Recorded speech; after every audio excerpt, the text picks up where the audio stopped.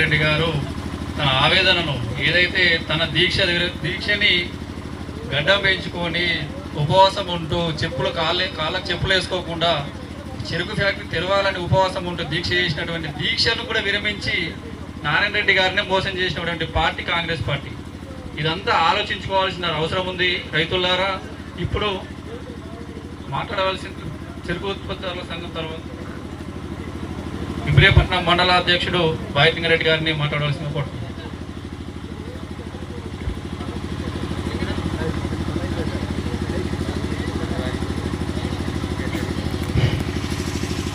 నేడు చెరుకు ధర్నాకు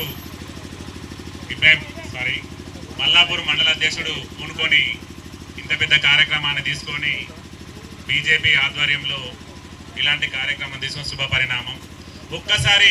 మీరందరూ ఒక్కసారి ఆలోచించాలన్నా విలేకరులకు నా ప్రత్యేక ధన్యవాదాలు. ఎందుకంటే ఒక టీఆర్ఎస్ నాయకుడు నేను బ్యాటరీ తెరిపియకపోతే ఇక్కడే ఉరిపెట్టుకుంటా అని చెప్పిండు ఒక దొంగ నాయకుడు.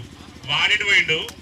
వాడి తర్వాత ఇంకొక నాయకుడు వచ్చిండు, వాళ్ళ పేరు చెప్పి ఈ టీఆర్ఎస్ దొంగలు, వీడు దొంగ వాడు దొంగ, మేము కాంగ్రెస్ వస్తే మేమే ఈ షుగర్ ఫ్యాక్టరీ పక్కా తెరిపిస్తామని మా నారాయణ రెడ్డి బాబు చెప్పిండు. ఇప్పుడు ఈయనే వండి ఒక సీఎం, సాక్షాత్తు ఒక సీఎం, కాంగ్రెస్ పార్టీకి ఒక సీఎం నాయకుడు అన్నటువంటి నాయకుడు ఇక్కడ షుగర్ ఫ్యాక్టరీ దగ్గర వండుకొని రైతులకు ఇచ్చిన హామీని తుంగలో దొక్కిండు.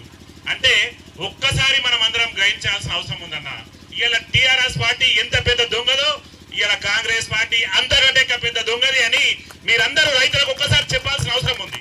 నేడు వస్తున్న ఈ స్థానిక సంస్థల ఎలక్షన్లలో ఒక్కసారి మన పట్టును, ఒక్కసారి మనందరి బీజేపీ నాయకులను ప్రతి ఒక్కరిని గెలిపించి ఇలా ఈ షుగర్ ఫ్యాక్టరీ ధర్నా ఏంటిదో, ఈ బీజేపీ అంటే ఏంటిదో, అరవింద్ అన్న నాయకత్వం అంటే ఎలా ఉంటుందో ఒక్కసారి ఆలోచించి ఒక్కసారి మా బీజేపీ నాయకులందరినీ గెలిపించవలసిందిగా కోరుకుంటూ భారత్ మాతాకి